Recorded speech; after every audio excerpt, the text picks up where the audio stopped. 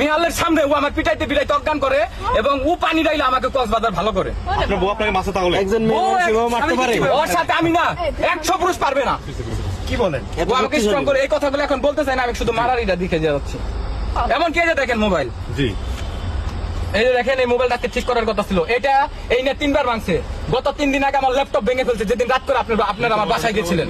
হ্যাঁ, এবং পরবর্তীতে আমার এই আংটি কিনে দেয় আর আমি 10,000 12,000 টাকা চেন কিনে দেই। আজকে ও আপনাদের টাকার কারণ একটা, সেটা হচ্ছে ও এখান থেকে যা ভিডিও মেক করবে এবং প্রফেশনাল ভাবে ওর জিনিসটা আগে যে কাজ করতো ওইটা ভালো রেটে জানা যাইতে পারে, মানে আরো যেন ডিমান্ড বেড়ে যায়। 2 নাম্বার হচ্ছে আমাকে বলতে দেন, আমি ওরে নেওয়ার জন্য এখানে আমি আসছি। আমি ওরে ভালোবাসি আর ছাড়বো না। আমি যদি ডিভোর্স দিতাম আমি আপনাদের বলতাম। উনি আমার এলাকায় চেয়ারম্যান মেম্বার আছে, আমার এলাকায় লোকজন আছে, উনি সেইখানে যাক, উনার গার্জেন আছে। উনি কেন আমার কালিয়াকুর থানা বাদ দিয়ে তুরাগ থানায় আসলো ওসির কাছে? আমি প্রশ্ন করলাম, উত্তর দিতে বলেন।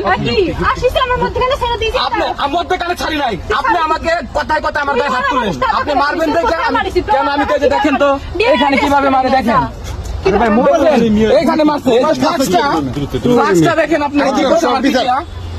আমার ছেলে বলবে যে আমি অজ্ঞান হয়েছিলাম। তোমার ছেলে তো সত্যি বলছে। ও এই যে আজকে চল যাচ্ছে না, ওইখান থেকে শর্মিলা নামের যে মেয়েটা তাকে আনবে।